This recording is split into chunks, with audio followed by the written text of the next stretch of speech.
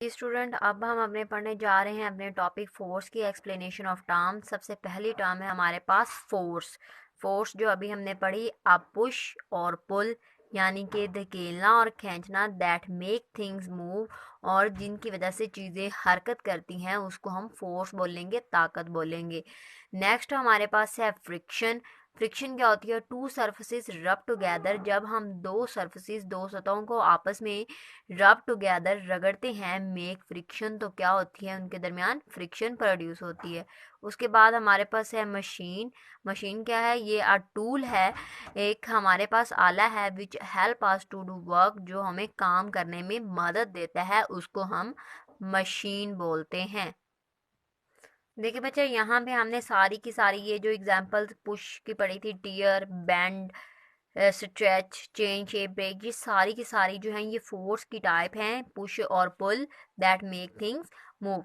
ये हमारे पास फोर्स की टाइप है, यानी कि हमारे इर्द गिर्द में सारी चीज़ें जो हैं वो किसी न किसी फोर्स से की वजह से वो मूव करती हैं।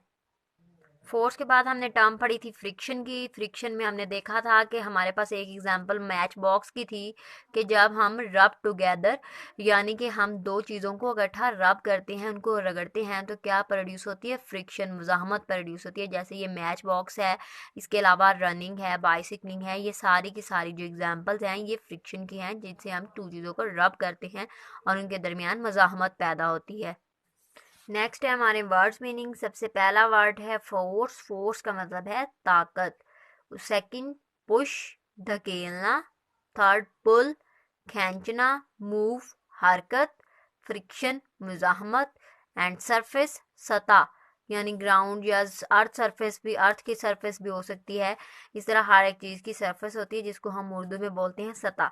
जी बच्चे, ये था आज का हमारा लेक्चर। आपने रीडिंग को अच्छे से रीड करना है और उसके ऊपर मीनिंग्स राइट करने हैं। मैक्सिमम 20 मीनिंग जो है वो आपने राइट करने हैं अपने बुक के ऊपर। इन टर्म्स को आपने और वर्ड्स मीनिंग को अच्छे से लर्न करना है और अपने रफ बाइंडर पर राइट भी करना है।